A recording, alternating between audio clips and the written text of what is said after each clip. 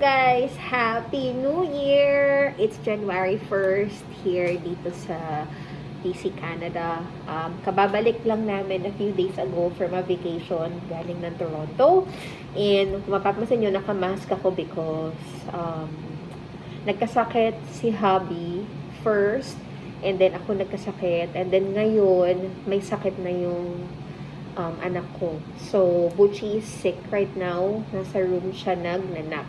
So, parang I don't feel eating anything yung heavy sa tiyan. Parang gusto ko lang yung broth and ano. So, nag-crave ako. Pumunta ako ng TNT. So, bumili ako ng miso flavor. Hindi ako madalas kumain nito, but since I need something na broth for my tummy. Kasi parang I feel nauseated din as well. So, I think we got flu. Kasi nag-COVID test kami pareho ni hubby and it's negative. Thank God that it's negative. Kasi kung COVID ulit siya. So, of course, yung anak namin, mahahawa din namin. It's the same like the flu. Kasi viral siya. But, nonetheless, so ako, I feel a little bit better na. Wala na akong fever. But, parang meron na lang akong konting alam niyo, parang heavy yung head. Parang ganun lang. So, take lang ako ng paracetamol and ginger tea. So, nag-crave ako ng noodles. So, luto tayo nito. Then, binilhan ko din si Bulilit ng, kasi I know magiging maselan yung panlasa niya. So, cracker, something na bland, pero at least may laman yung tiyan niya. Yung Ritz cracker. And may pouch food din siya. So, I already got her pouch food. So, syempre, yung kanyang blueberry. Importante to guys, if you are sick, you need to eat more fruits and vegetables. So, wala nang strawberry. Wala akong nakita. So, grapes na lang yung replacement. Wala siya. Bumili rin ako ng hot food. Nakita ko, favorite namin to eh. Yung fish fillet na fried. So, pag ganitong hapon na, nagsisale na siya. Actually, sale pa siya. O, parang. And, kumuha ko ng, I got meatballs and bok choy para naman kay Bulili. So, luto muna tayo, guys. Okay, see you later. So, yan ang ating miso ramen. So, may binili akong bok choy, diba? Parang gusto ko siyang ihalo dito. Yan, halo natin siya.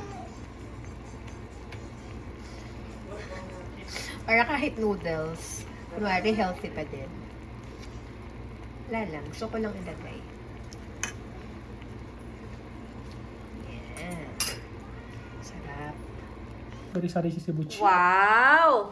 Ang galing ng anak ko. Ah? You show them your paint? Yeah, she's a little bit sick, guys. Medyo okay na siya. And pinag-painting ko siya. Ang ganda ng abstract painting ng anak ko. Wow. Diba? Wow. Good job, Nikki. Do you like it?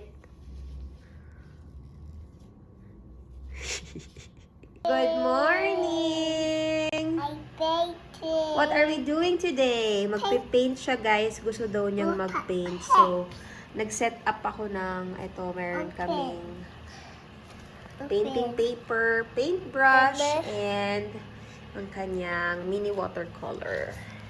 Right here. Open.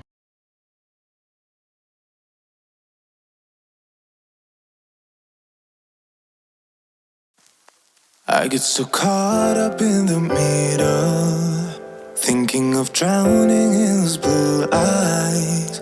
I'm losing sight 'cause I am falling. I'm so deep down, and it's not a lie that I die. I can't hide what this is.